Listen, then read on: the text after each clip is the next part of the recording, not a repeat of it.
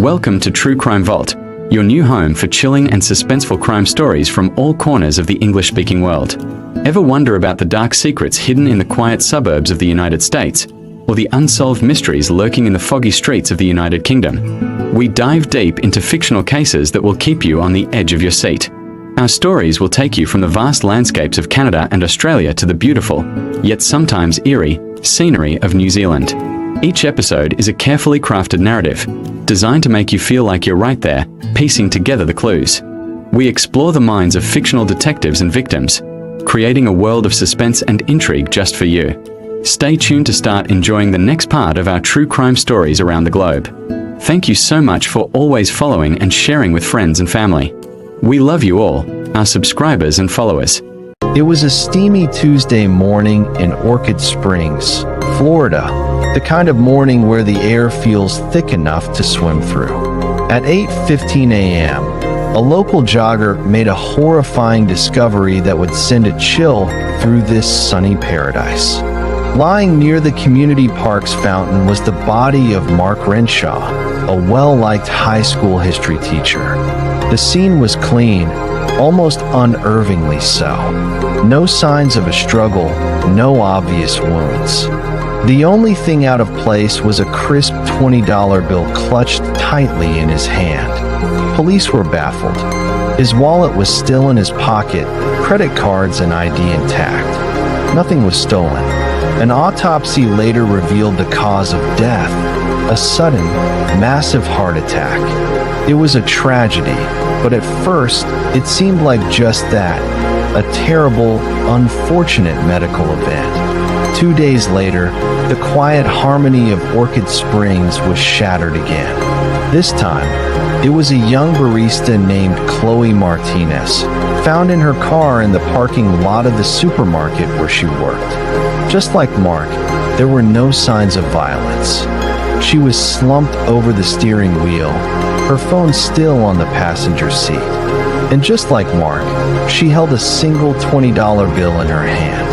The medical examiner's report was almost a carbon copy of the first cause of death, acute cardiac arrest. The community began to whisper. 2 sudden deaths, 2 healthy people, both found with a $20 bill. It felt like more than a coincidence. It felt like a curse. Detective Isabella Rossi of the Orchid Springs Police Department was a no-nonsense investigator who trusted facts, not curses. But even she had to admit the pattern was strange. She pulled the financial records for both victims. Her eyes widened as she scanned the documents. Mark Renshaw had withdrawn $20 from the ATM at the main branch of Orchid Springs Bank at 8:05 a.m., just 10 minutes before he was found. And Chloe Martinez? She had used the very same ATM at 10:50 p.m. the night before her body was discovered, also withdrawing $20. The same bank, the same machine. Suddenly, a simple piece of banking equipment became the center of a terrifying mystery. Rossi felt a knot tighten in her stomach. This wasn't a curse. This was a crime scene.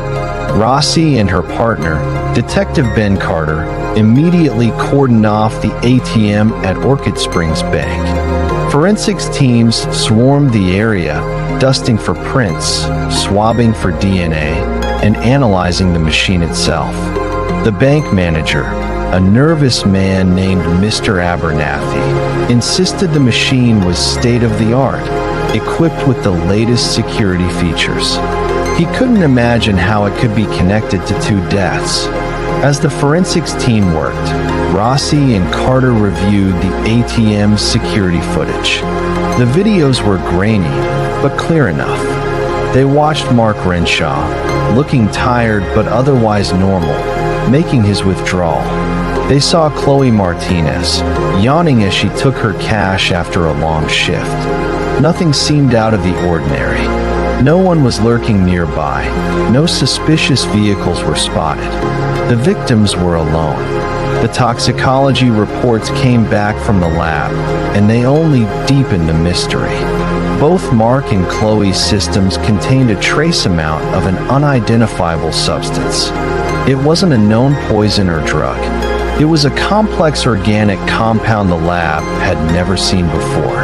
The medical examiner theorized it could be a highly potent, fast-acting cardiotoxin, something that could trigger a heart attack within minutes and then break down in the body, leaving almost no trace. The question was, how was it being administered? Rossi stared at the report, her mind racing. The only common link was the ATM, the cash slot, the keypad, the screen. Every possibility seemed more far-fetched than the last. Frustrated, Rossi decided to think outside the box. She started digging into the bank's history, the ATM's maintenance records, and the employees. That's when she found a small but significant detail. The ATM had been serviced just 1 week before the first death. The service technician was a man named Elias Vance. According to his file, he was a quiet, reliable employee who had worked for the ATM maintenance company for 5 years. But a deeper background check revealed something the company had missed. Before he became a technician, Elias Vance was a brilliant but disgraced biochemist. He had been fired from a prestigious research lab for conducting unauthorized experiments with exotic plant-based toxins. The puzzle pieces began to click into place. A biochemist specializing in toxins, now working as an ATM technician. Rossi knew she was onto something. She obtained a warrant to search Vance's apartment. What they found was a chilling confirmation of her suspicions. Tucked away in a spare room was a sophisticated home laboratory. Vials of strange liquids lined the shelves, and notes filled with complex chemical formulas were scattered across a desk. And in a temperature-controlled container, they found a small sprayer filled with a clear, odorless liquid. A sample was rushed to the lab. It was a perfect match for the unknown substance found in the victims. Rossi and Carter learned that Vance held a deep-seated grudge against society. He felt the world had cast him aside, stolen his research, and denied him the recognition he deserved. His personnel file from the research lab detailed a man with a dangerous God complex, someone who believed he had the right to decide who was worthy of life. In his twisted mind, he was conducting an experiment on a grand scale. He had developed a nearly undetectable poison derived from a rare Amazonian plant. He had then devised a way to apply a microscopic, aerosolized dose of this poison to the cash dispenser slot of the ATM. When a customer took their money, they would unknowingly get a light mist of the toxin on their hand. The poison was designed to be absorbed through the skin, travel to the bloodstream, and trigger cardiac arrest within 10 to 15 minutes. It was the perfect, untraceable murder weapon. The victims were entirely random. Mark Renshaw, the history teacher, Chloe Martinez, the barista, they were just ordinary people going about their lives. Vance didn't know them. He didn't care about them. To him, they were just data points in his sick experiment. He chose a $20 withdrawal because it was the most common transaction, ensuring a steady stream of subjects. He watched the news, saw his work, and felt a perverse sense of accomplishment. He believed he was an invisible force, a ghost in the machine, delivering judgment to an unsuspecting world. With the evidence from his apartment, the police had everything they needed. They tracked Elias Vance to a public library, where he was calmly reading a chemistry journal. When Rossi and Carter approached him, he didn't run. He didn't fight. He simply looked up from his book and gave them a small, chilling smile, as if he had been expecting them. His confession was cold and detached. He described his methods with intellectual pride, showing no remorse for the lives he had taken. He spoke of his victims not as people, but as variables. He was a monster hiding in plain sight, a man whose brilliance had been corrupted by bitterness and rage. The arrest of Elias Vance brought a wave of relief to Orchid Springs, but it also left a permanent scar. The idea that a simple, everyday act like using an ATM could turn deadly was a terrifying thought that lingered in the minds of the residents. The Orchid Springs Bank replaced the machine, but for months, people would still hesitate before using it, a phantom fear clinging to the mundane. The tragedy served as a stark reminder that evil can wear the most ordinary of faces, and that the line between genius and madness can be terrifyingly thin. The Florida ATM saga, as the media dubbed it, became a cautionary tale, a story of how a hidden darkness in one person's heart could ripple out and bring a whole community to its knees. The case of Elias Vance raised difficult questions about background checks and corporate responsibility. The ATM company had failed to uncover his past, allowing a dangerous individual access to public infrastructure. It led to sweeping changes in hiring protocols for technicians working on sensitive equipment across the state. In the end, justice was served. Elias Vance was sentenced to life in prison without the possibility of parole, his laboratory dismantled, and his deadly research locked away forever. But for the families of Mark Renshaw and Chloe Martinez, the verdict brought little comfort. Their lives were irrevocably changed by a random act of incomprehensible cruelty. Orchid Springs eventually returned to its peaceful rhythm, but the memory of the ATM saga would forever be a part of its history, a dark chapter in the story of a small town that was forced to confront the monster next door. Thank you so much for watching. This case is a chilling reminder to always be aware of your surroundings and to trust your instincts. If you found this story compelling, please hit that like button and subscribe to our channel for more deep dives into the most mysterious cases. We'll see you in the next video. Beliefs. What if a community you found online, one that promised enlightenment and belonging, suddenly vanished, taking its members with it? This is the story of the Celestial Gateway, a California-based group that lived almost entirely online, and the chilling mystery that began with a single, final live stream. In the late 2010s, a charismatic figure known only as Elias began broadcasting on various platforms. He wasn't your typical influencer. He spoke of cosmic truths, of shedding earthly attachments, and of a coming great ascension. His message was a potent mix of New Age spirituality, Gnostic philosophy, and what he called quantum consciousness. Elias had this incredible ability to make you feel seen. He'd look directly into the camera, and it was like he was speaking just to you, understanding your loneliness, your search for meaning in a chaotic world. His followers, who called themselves travelers, came from all walks of life.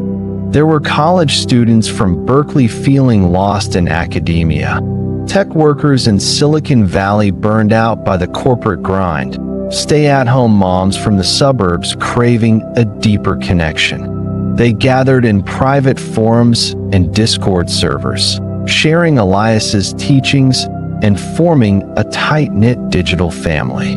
To outsiders, it might have looked strange, but to them, it was everything. They had found their tribe. The group was headquartered in a nondescript house in a quiet Northern California town, but its real home was the internet. This was a new kind of movement, a cult for the digital age, where indoctrination happened not in a remote compound, but through your screen. The teachings started out benign. Meditate, be kind, question reality. But slowly, the message began to shift. Elias started talking more about the physical illusion. He claimed the body was a temporary vessel, a cage preventing the soul from reaching its true potential. He encouraged followers to detach from their old lives, their families, their jobs, their friends. He'd say things like, "Why are you clinging to shadows when the light of eternity awaits?" People started to change. They'd drain their savings, donating them to the Celestial Gateway. They'd cut ties with loved ones who questioned their new beliefs. Family members would post frantic messages online. "Has anyone seen my brother? He joined this online group, and now he won't answer my calls." From across the border in Canada, a young woman named Sarah was one of Elias's most devoted followers. Her family in Vancouver described her as bright and full of life, but she'd been struggling with anxiety. Elias's message of transcendence gave her hope. She spent hours every day in the group's chats and watching his live streams.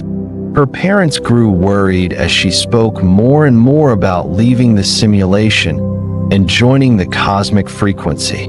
She started selling her belongings, saying she wouldn't need them for the next stage. Her last text to her sister was cryptic. "The gateway is opening soon. I'm finally going home." Then, silence. The Canadian authorities were alerted by Sarah's desperate family. The Royal Canadian Mounted Police started looking into her disappearance. They quickly discovered she wasn't alone. Similar reports were popping up across the United States.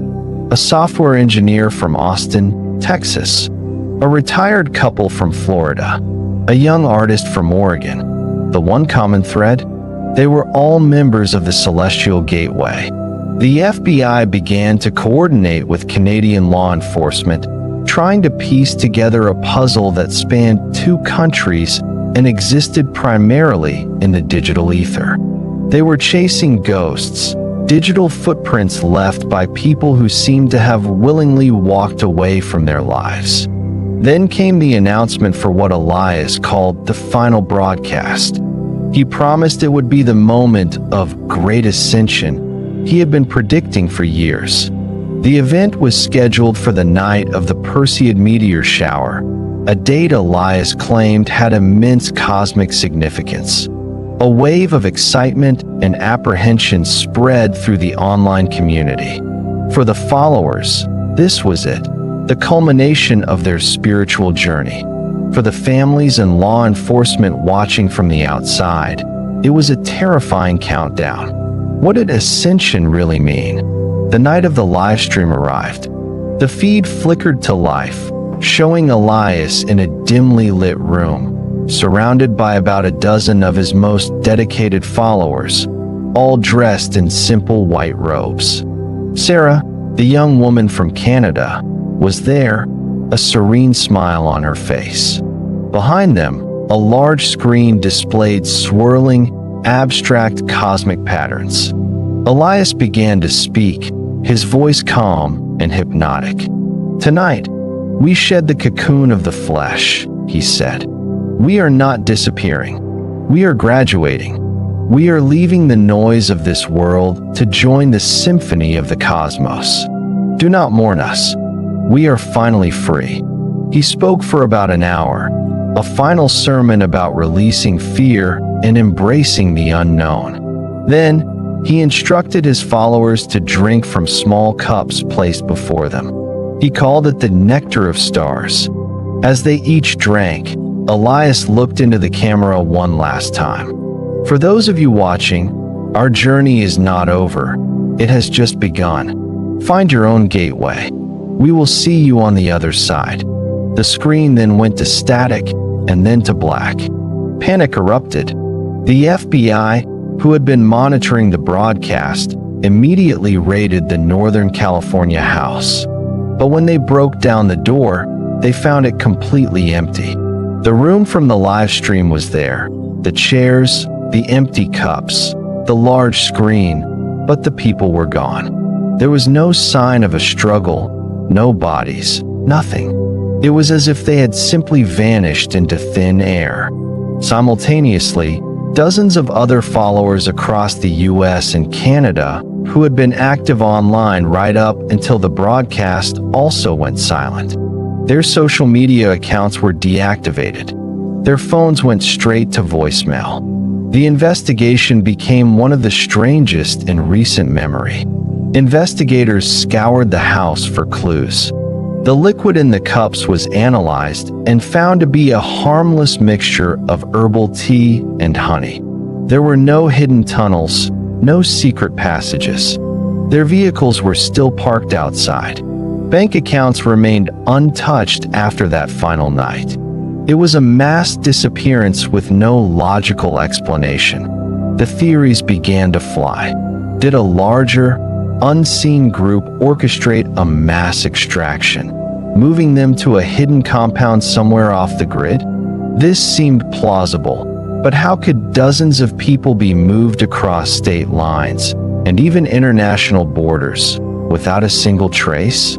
Others suggested a more sinister possibility. A coordinated, ritualistic act that left no bodies behind. But investigators found no evidence to support this. The most unsettling theory, the one whispered in the dark corners of the internet, was that they had somehow succeeded, that they had found a way to ascend, just as Elias had promised. For the families left behind, the uncertainty is a unique form of torture.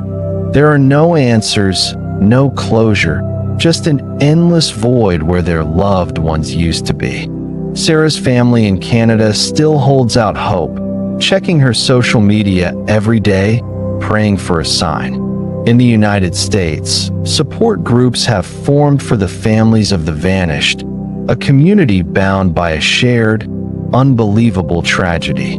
They are caught between mourning and hoping, unable to move forward. The story of the Celestial Gateway serves as a chilling reminder of the power of online communities and the human need to believe in something more. It shows how the promise of escape can be dangerously seductive, especially when it's delivered through the intimate, ever-present medium of our screens. The line between a supportive online group and a destructive cult can be incredibly thin. These were not foolish people. They were searching for meaning, for connection, and they found it in a place that ultimately consumed them. What happened to Elias and his followers remains one of the greatest mysteries of the digital age. Did they fall victim to a master manipulator's final, cruel trick? Or did they find what they were looking for, somewhere beyond our understanding? We may never know. Their story is a ghost story for the 21st century, a tale of people who lived online. And then, after one final broadcast, disappeared from our world entirely, leaving only questions and a deafening silence. Thank you for watching. If you found this story as haunting as I did, please like this video and subscribe for more deep dives into the unknown. Stay safe and always question what you see online. In the late 1960s, a chilling series of crimes gripped New York City, turning a simple, everyday act into a source of deep-seated fear. People were terrified to ride elevators alone. Why? Because for some, stepping into that small, enclosed space was the last thing they ever did. They would enter the elevator, the doors would close, but they would never reach their floor. This is the unsettling story of the New York elevator killings.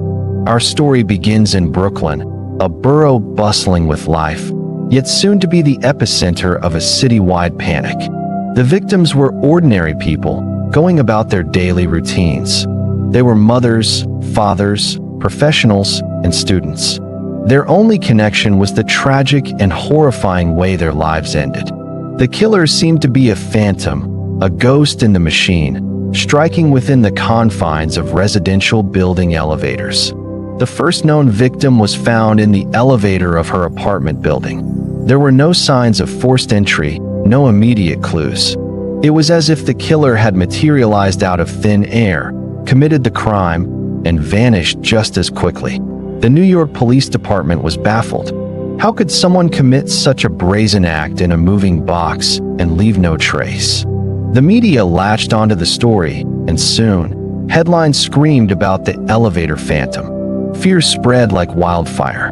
Residents began taking the stairs, no matter how many flights they had to climb. Others would wait, sometimes for long stretches, until they could ride with a group of neighbors they knew and trusted. The sense of community was shattered, replaced by suspicion and anxiety. As the investigation intensified, the police started to piece together a profile of their elusive suspect. The attacks were happening primarily in residential buildings, suggesting the killer was familiar with the layouts and routines of these places. The crimes were brutal, indicating a deep-seated rage. But without witnesses or forensic evidence, the case was a maze of dead ends.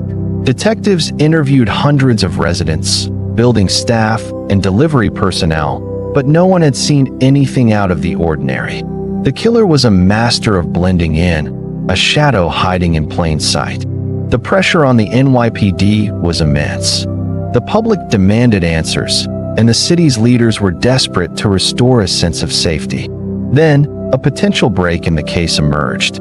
A similar crime was reported, but this time, there was a slight difference in the method, a small detail that gave investigators a new thread to pull. They started re-examining old case files, looking for similar patterns in unsolved crimes from years past. Was this a new killer, or was it someone who had been operating under the radar for a long time? The investigation took a sharp turn, leading them down a path they never expected. The search for the killer became a manhunt that captivated the entire nation. The story wasn't just a local New York tragedy anymore. It was being reported across the United States. People in Chicago, Los Angeles, and Miami read about the elevator killings and felt a shiver of fear. The case highlighted a terrifying vulnerability that everyone could relate to. An elevator, a symbol of modern convenience, had been transformed into a trap. This universal fear resonated deeply with people everywhere. The story even reached international shores. In countries like Canada and Australia, news outlets picked up the story, fascinated and horrified by the events unfolding in New York. In Toronto and Sydney, people who had never even been to New York were discussing the case. It became a topic of conversation that transcended borders, a stark reminder that such darkness could exist anywhere. The global attention added even more pressure on the NYPD to find their man. Back in New York, the police were closing in. Through painstaking detective work, they had identified a person of interest. He was a man with a troubled past, someone who had been in and out of institutions. He seemed to fit the profile they had built: intelligent, cunning, and capable of extreme violence. But they needed more than a profile. They needed concrete evidence to link him to the crimes. They began a covert surveillance operation, watching his every move, hoping he would make a mistake. The suspect was aware he was being watched. He played a cat-and-mouse game with the police, taunting them, always staying one step ahead. It was a high-stakes psychological battle. The detectives knew that one wrong move could cause him to flee or, even worse, strike again. The city held its breath as the climax of this terrifying saga approached. Every news report, every whispered rumor, added to the tension. Finally, the police got the break they needed. A piece of evidence, overlooked at first, was reanalyzed with new techniques and definitively linked the suspect to one of the crime scenes. It was the gotcha moment they had been working towards for months. With a solid case built, they moved in to make the arrest.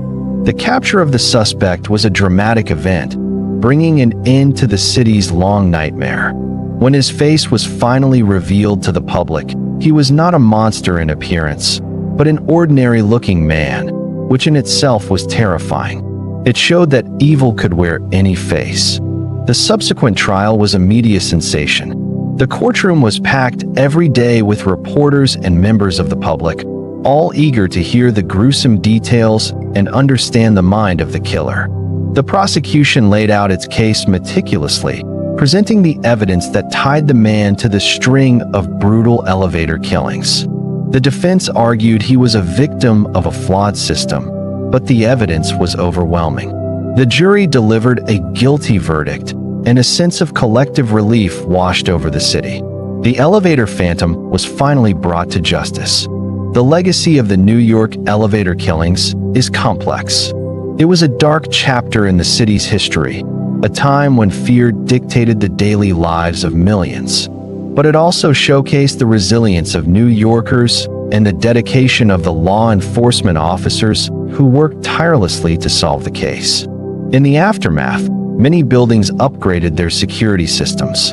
Intercoms and cameras in elevators became more common, not just in New York, but in cities around the world. The case served as a harsh lesson in urban safety and the need for constant vigilance. Even today, decades later, the story of the elevator phantom continues to fascinate and horrify.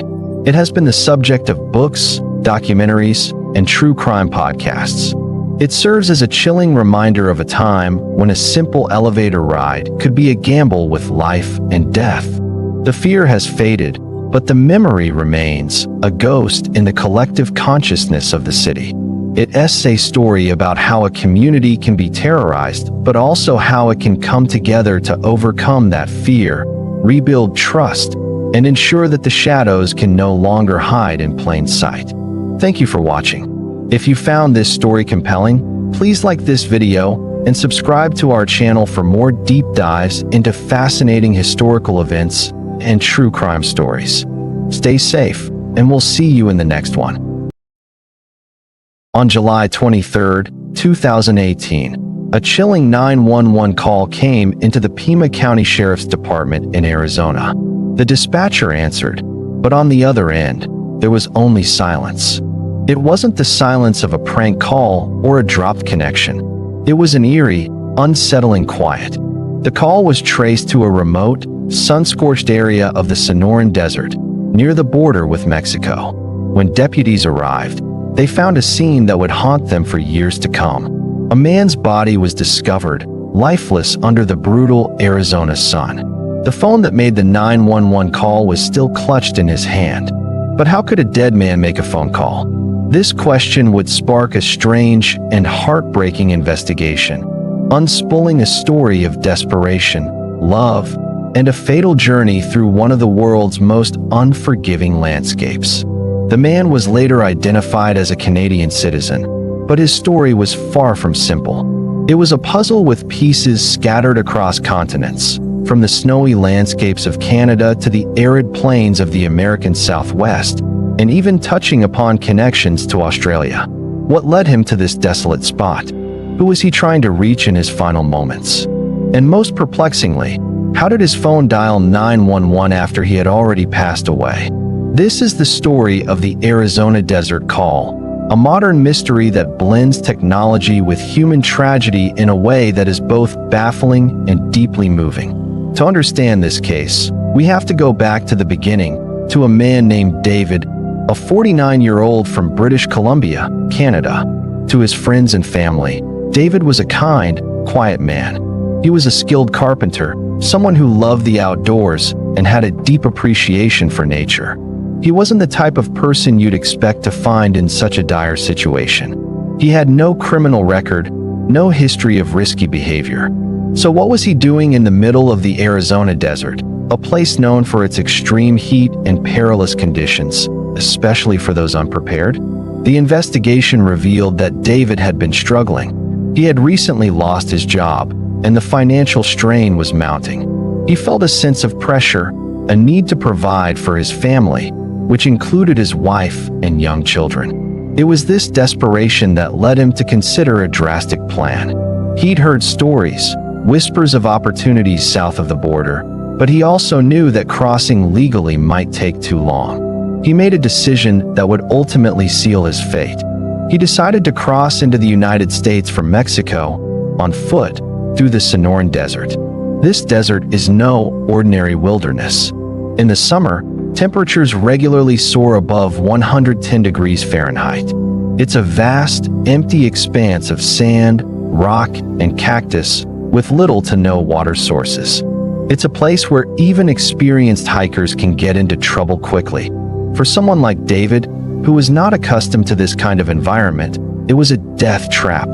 He likely set off with a small backpack, perhaps a few bottles of water, believing it would be a short, manageable trek.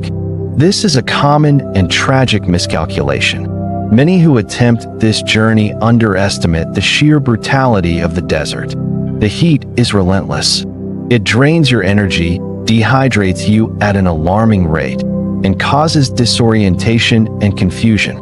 Within hours, the body begins to shut down. The investigation pieced together David's final days. He had flown from Canada to Mexico, then made his way to a border town. From there, he ventured into the desert alone.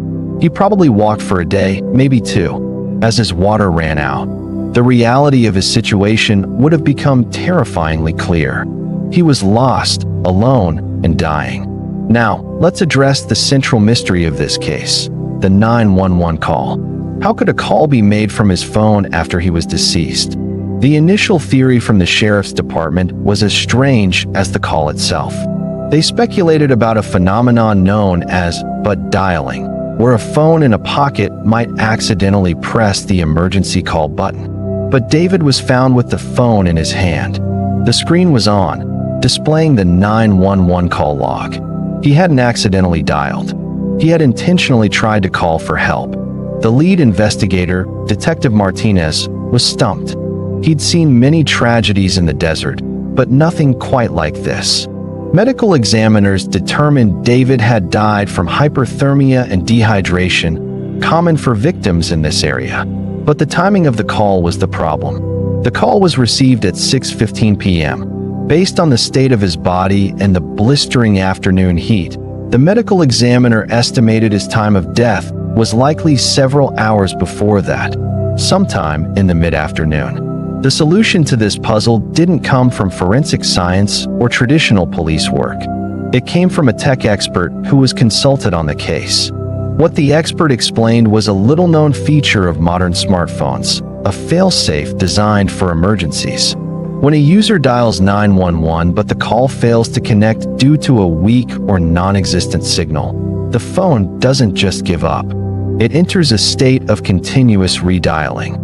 It will repeatedly try to connect to the emergency number, sometimes for hours, until it finds even a sliver of a signal from any available cell tower, regardless of the carrier.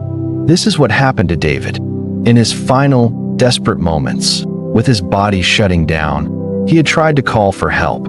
He dialed 911, but in that remote desert location, the call couldn't go through. He then succumbed to the elements, passing away with the phone still in his hand, his last action a plea for rescue. Hours later, as atmospheric conditions shifted slightly, or as the phone's repeated attempts finally found a fleeting signal from a distant tower, the call finally connected. The 911 dispatcher answered, listening to the silence of a man who was already gone. It was a ghost call, an echo of a final, futile attempt to survive. The story doesn't end there. The investigation also uncovered why David felt such intense pressure. It turned out he had a connection to Australia. A few years prior, he and his family had considered emigrating there for a better life and a new start. They had gone through the initial stages, but the process was expensive and complex, and they ultimately had to abandon the plan. The dream of a better life, whether in Australia or the United States, had become an obsession born of financial hardship.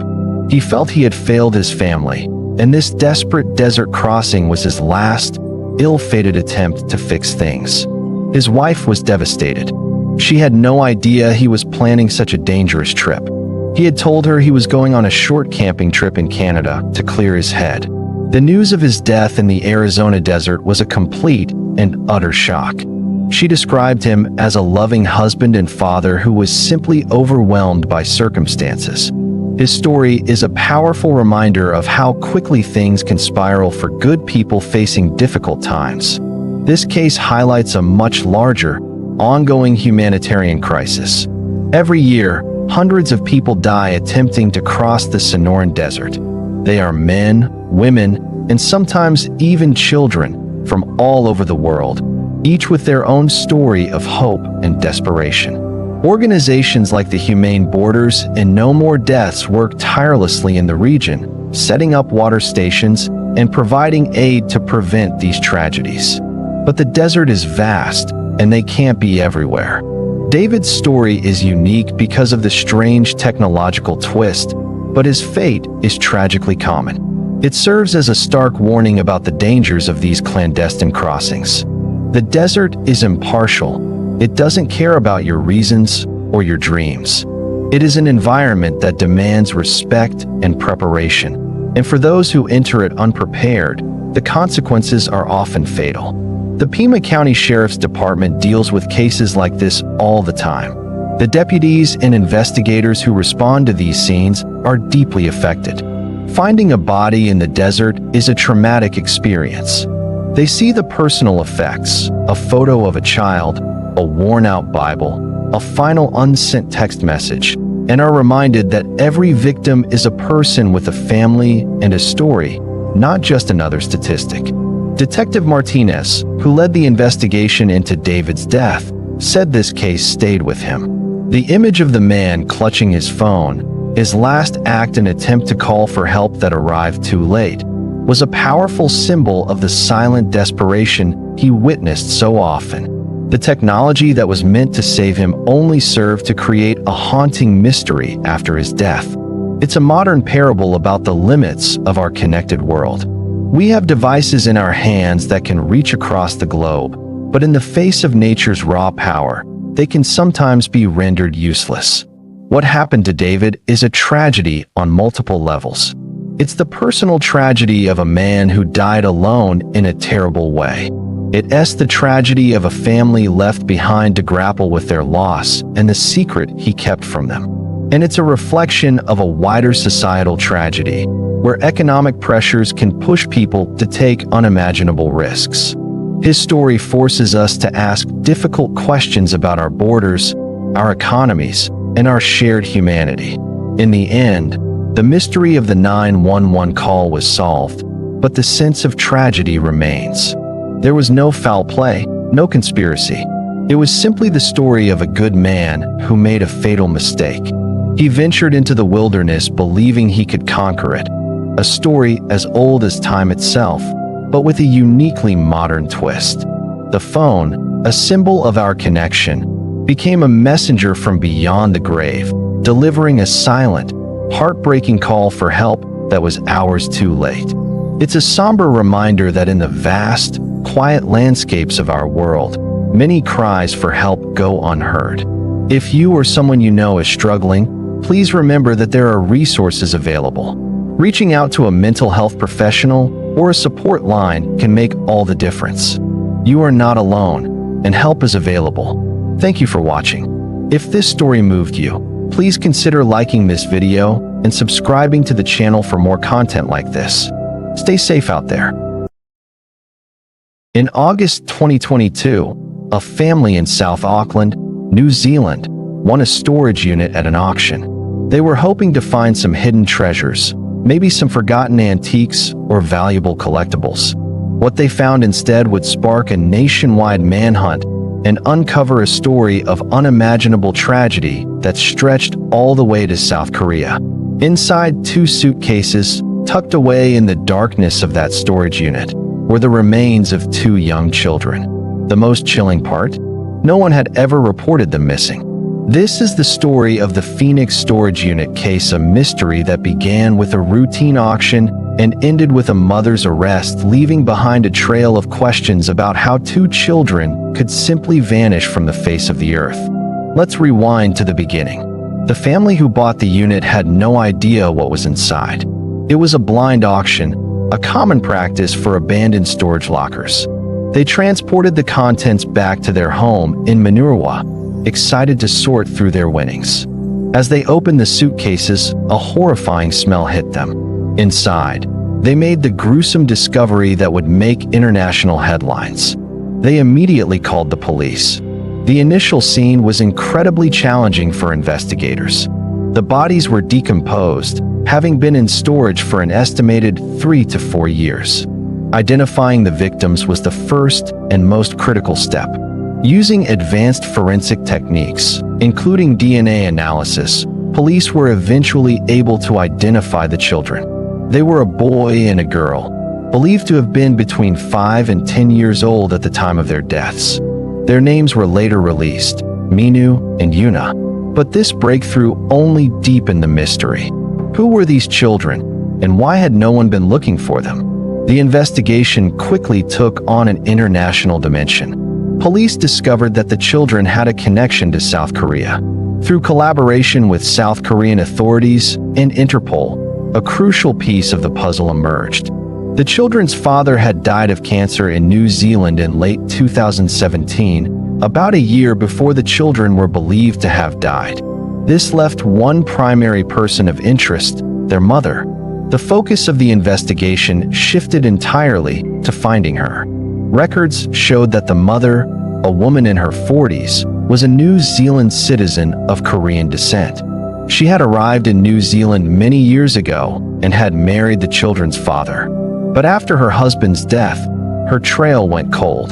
Police discovered she had flown to South Korea in 2018, the same year the children are thought to have died, and she had never returned to New Zealand. The manhunt was on. The New Zealand police issued an international arrest warrant through Interpol. The question on everyone's mind was, where was she? Had she built a new life? Was she even aware that the world was now searching for her? The case captivated the public in both New Zealand and South Korea.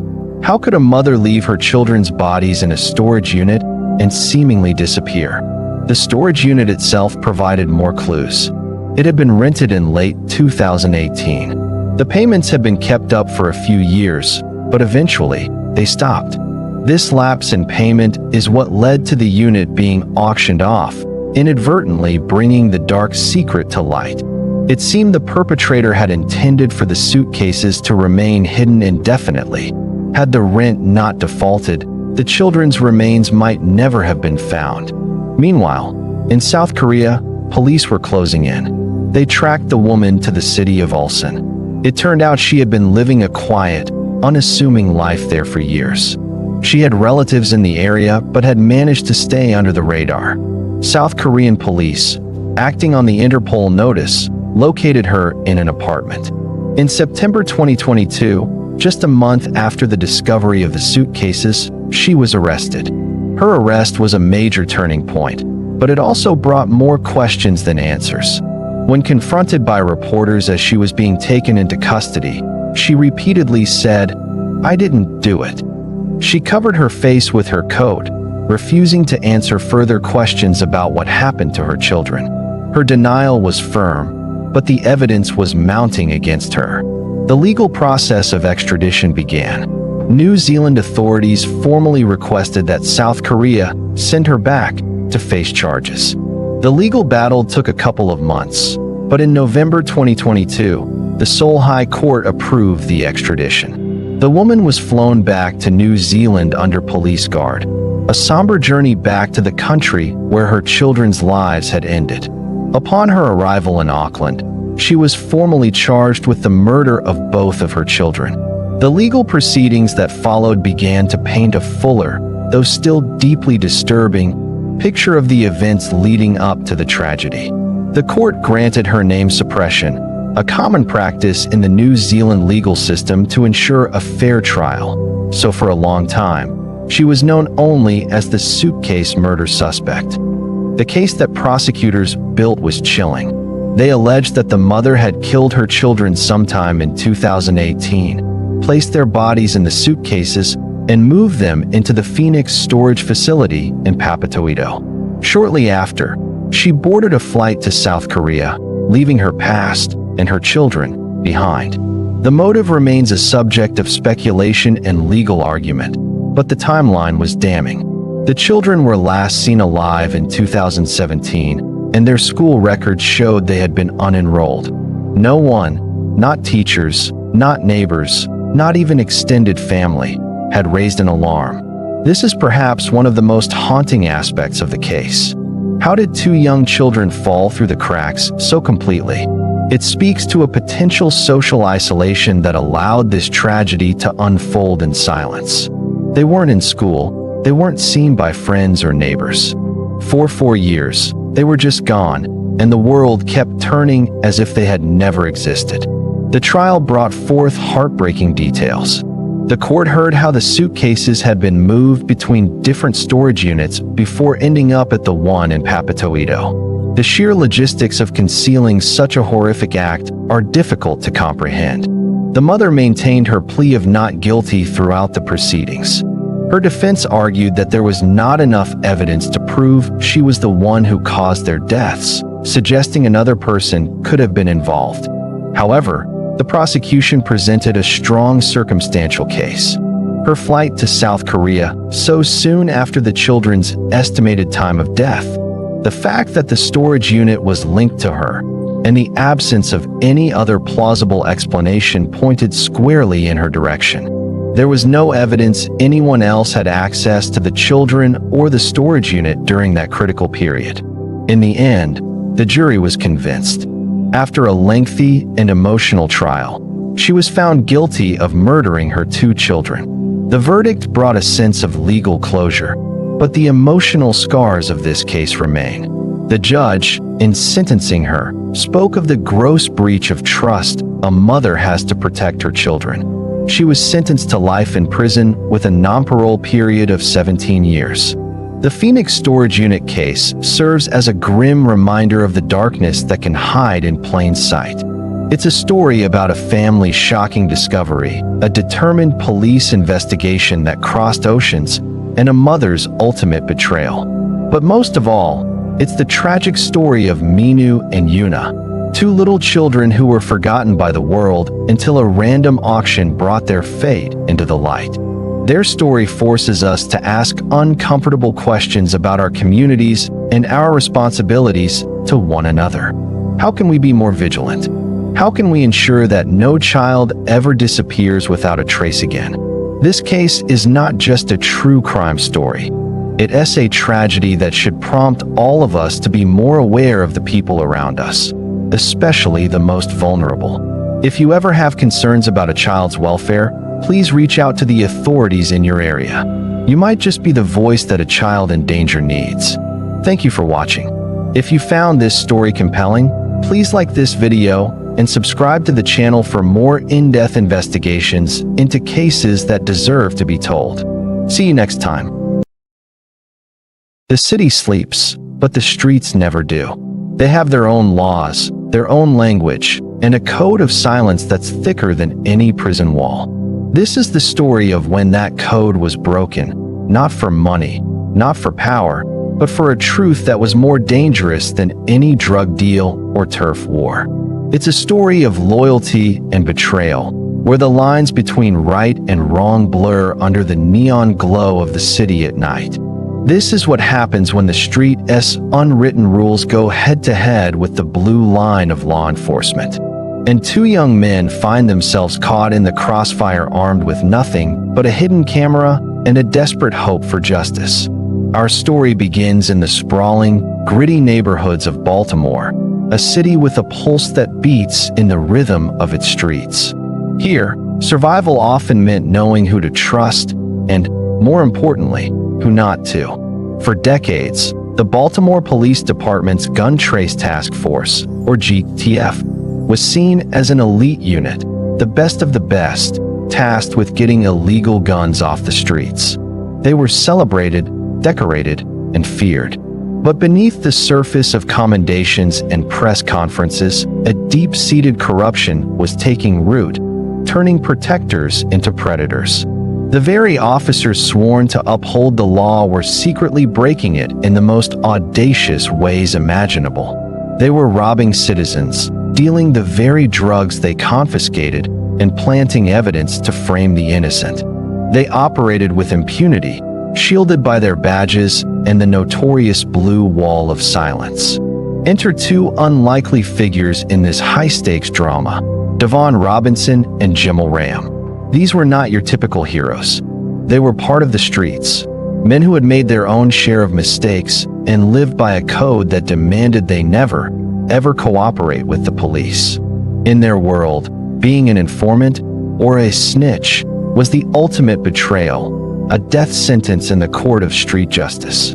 Yet, they found themselves in an impossible position. They had become victims of the GTF's brazen crimes, repeatedly robbed and harassed by the very officers who were supposed to be cleaning up the city. They reported the crimes, but who would believe them? It was their word against the decorated heroes of the BPD. The system was designed to protect its own, and they were outsiders. The frustration mounted. Every complaint hit a brick wall. Every attempt to seek justice was met with suspicion or outright dismissal. The GTF, led by the charismatic and corrupt Sergeant Wayne Jenkins, seemed untouchable. They were ghosts, leaving a trail of terror but never getting caught. For Robinson and Ram, the choices were grim: stay silent and continue to be victimized, or break the most sacred rule of the street and fight back. They chose to fight. They knew their words alone were not enough. They needed undeniable proof, something that couldn't be dismissed or twisted. They needed to catch the corrupt cops in the act. The plan was audacious, bordering on suicidal. They decided to become informants, not for the police, but on the police. Their handler was a veteran detective, a man who had his own suspicions about the GTF but lacked the concrete evidence to act. He saw the desperation and the surprising resolve in these two young men. He agreed to help them, providing them with covert recording equipment, tiny cameras and microphones that could be hidden in their clothing. The mission was simple, yet terrifyingly complex. Get close to the GTF officers, engage with them, and record everything. Every conversation, every shakedown, every illegal act. They were stepping into the lion's den, armed with nothing but technology and a prayer. The nights that followed were a blur of adrenaline and fear. Robinson and Ram became double agents in their own neighborhoods. They had to maintain their street credibility while secretly gathering intelligence that could bring down the most powerful police unit in the city. Every meeting was a gamble. A misplaced word, a nervous glance, a slight bulge in a jacket could get them killed, either by the dirty cops or by people on the street who thought they were police collaborators. They walked a tightrope, with a deadly fall on either side. The recordings started to paint a horrifying picture. The hidden cameras captured the GTF officers in their own words, boasting about their thefts, planning their next scores, and casually discussing how they framed innocent people. The audio was chilling. It was the sound of absolute power corrupting absolutely. Officers laughing about stealing thousands of dollars during a traffic stop, discussing which drug dealers to target for robbery, and even plotting to sell confiscated narcotics back onto the streets. One of the most damning recordings came during a setup. Robinson, wired for video and sound, was to meet with an officer under the pretense of a shakedown. The camera, hidden in the button of his shirt, captured the officer taking a bundle of cash, completely unaware that his every move and word was being documented. The footage was irrefutable. It was the smoking gun the FBI, who had now discreetly joined the investigation, had been waiting for. The evidence Robinson and Ram gathered became the cornerstone of the federal case against the Gun Trace Task Force. It was the key that unlocked a Pandora's box of corruption that went deeper than anyone had imagined. The day the indictments came down, it sent a shockwave through Baltimore and the entire law enforcement community. 8 members of the elite GTF were arrested by the FBI. The heroes were unmasked as villains. The details that emerged in court were staggering. Over the years, these officers had stolen millions of dollars in cash, drugs, and property. They had terrorized the community they were sworn to protect, operating more like an organized crime syndicate than a police unit. The recordings made by Robinson and Ram were played in a packed courtroom, leaving everyone in stunned silence. The officers' own voices convicted them. But this is where our story turns from a suspenseful thriller into a profound tragedy. For Devon Robinson and Jimmel Rayam, their victory was bittersweet and short-lived. They had done the unthinkable, broken the street code to uphold a higher law, and exposed a cancer within the city's police force. But in doing so, they had marked themselves. Their identities as informants were eventually revealed during the legal proceedings. They were now exposed, living with a target on their backs. The very streets they had sought to help now saw them as traitors. The snitch label is a heavy burden, and it carries a terrible price. They lived in constant fear, looking over their shoulders, ostracized from their communities. The weight of their actions and the constant threat of retaliation took a devastating toll. Their lives became a prison of paranoia. The system they had helped purify offered them little protection in the long run. And then, the ultimate tragedy struck. Not long after the trials concluded, both Devon Robinson and Jimmel Rayam were found murdered in separate incidents, just months apart. The official investigations into their deaths were inconclusive, with no arrests made. But on the street, everyone knew. It was the code enforcing its brutal, final judgment. They had won the battle against the blue line, but lost the war against the street code. Their story is a painful paradox. They were heroes who were treated like villains. They risked everything for a justice that, in the end, couldn't save them. They exposed the darkness lurking behind the badge, but were ultimately consumed by the darkness of their own world. The legacy of the Gun Trace Task Force scandal is one of sweeping reforms and a long, hard look at police culture in America. But the legacy of Devon Robinson and Jimmel Rayam is a quieter, more tragic one. It's a reminder of the immense courage it takes to stand up for what's right, and the terrible price that courage can sometimes demand. They broke the code of silence, and for a moment, their voices were the loudest in the city, echoing a truth that needed to be heard. But in the end, the silence returned, and it's in that silence that their sacrifice must be remembered. Thank you for watching. If this story moved you, please consider liking this video and subscribing to our channel for more deep dives into the stories that shape our world. Stay safe and always question the official story.